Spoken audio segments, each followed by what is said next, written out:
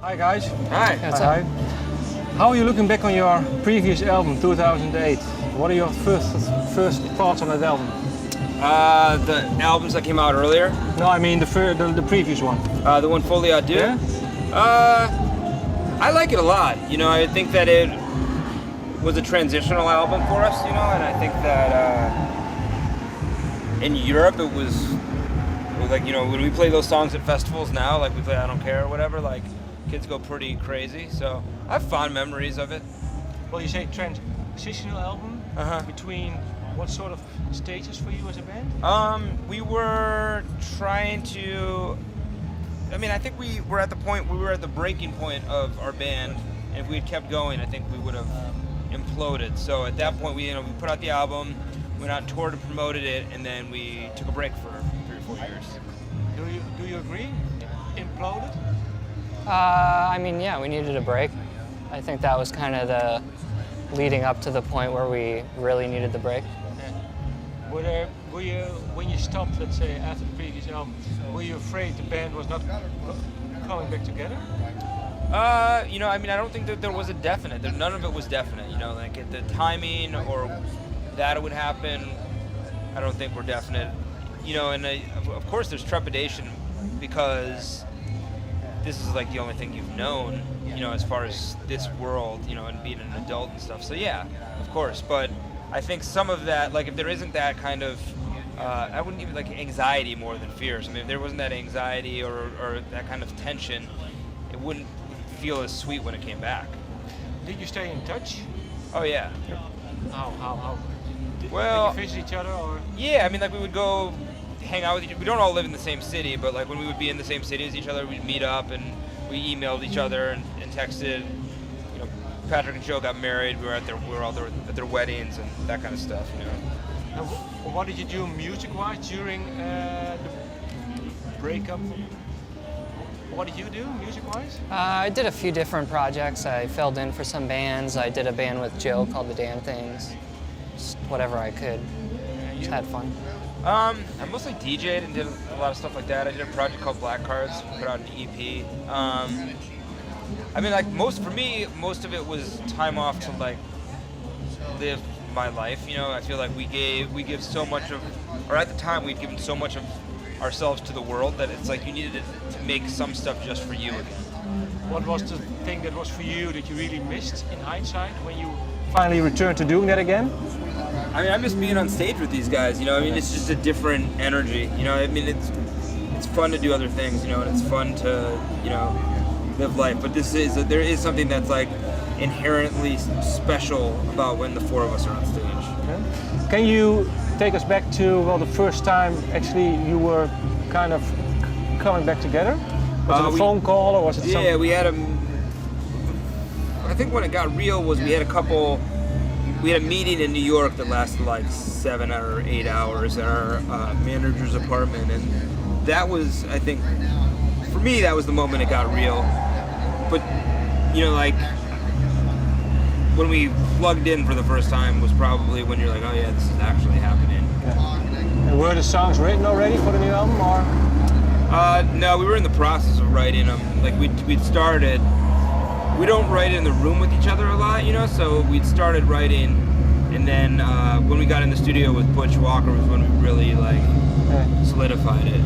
And, well, were you actually trying to redefine your sound? Because, well, this album is really a comeback for you. Do you also feel it this way? Yeah, I mean, it's a comeback album, but in some ways we were gone for so long, it's like a version 2.0, you know, it's like the next... It's like the sequel or something, you know. I think it wasn't, you know. I mean, I think that it was important that it does sound different and sonically different, and everything about the you know, like the way you listen to it is different. But I think it was pretty organic. Like we didn't like go into the studio and go like, oh, now we gotta like make it sound like 2013. It was just kind of like, let's do like the most bare bones version of Fall Out Boy that we can do. And in hindsight, how come it turned out the sound that it has turned out now? Can you pinpoint it?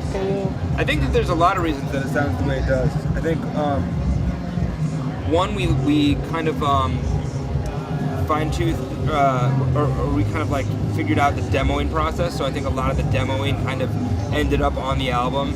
We also really, when we were talking about doing the most distilled version of Fall Out Boy that we could do, part of that includes like, we were a band that did like multi-track of everything, and this album really doesn't have that. This album is really sparse as far as that kind of production goes, and I think that defined the sound, like the actual sonic quality of the album.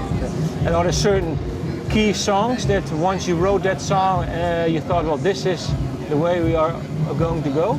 I think that when Patrick came up with Where'd the Party Go and Just Went Yesterday, that was like, well, okay, now we should, like that was compelling music. And then when we did the verse for, we got the verse done for my song, Know You Did in the Dark, was really when it was like, now we got to build a thing around this, album around it. So those 2 songs are the key songs for this album? They were the key songs for the building of this album. Okay. Yeah. Okay. Well, the album is called Save Rock and Roll. Yeah.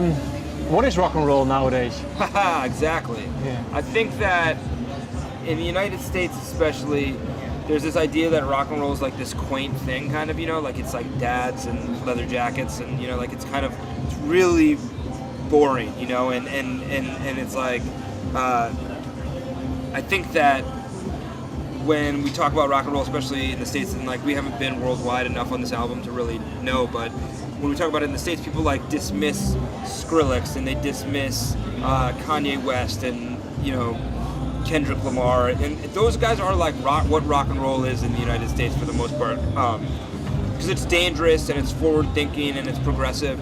And the idea was that we just think that there should be maybe a 4-piece or 5-piece band that plays rock music that gets played on pop radio. Yeah. So let's say rock and roll is now more about the attitude and less about, well, how the band is being constructed? I think that rock and roll was always an idea. It was an attitude, you know, and then people turned it into like a uniform and a certain sound, you know, and I think that is detrimental to, like, we wouldn't be in bands if there weren't bands that were doing like awesome stuff to look up to, you know, and I think that it's detrimental to the next generation of like punk rock bands and rock bands to not set examples, I guess. Okay. Well, in the last question, in the 5 years from 2003 until 2008, you released 4 albums. What are you going to do until 2018? Yikes! I don't know. The last one we took 3.5 years off. Hopefully, we don't need 3.5 more years. But will you be recording as many albums as you did in that short time frame, or will you take it less? I think it all depends on the songs and like the inspiration. And I think the interesting thing is also like the industry shifted while we were like in that period. It went from an album industry to a singles industry. Now people just like really consume like songs. So I don't see why we couldn't put more songs out. So maybe less albums, more songs. Yeah, maybe. You heard it here first. Okay, thank you for your time. Thank you. Thank you.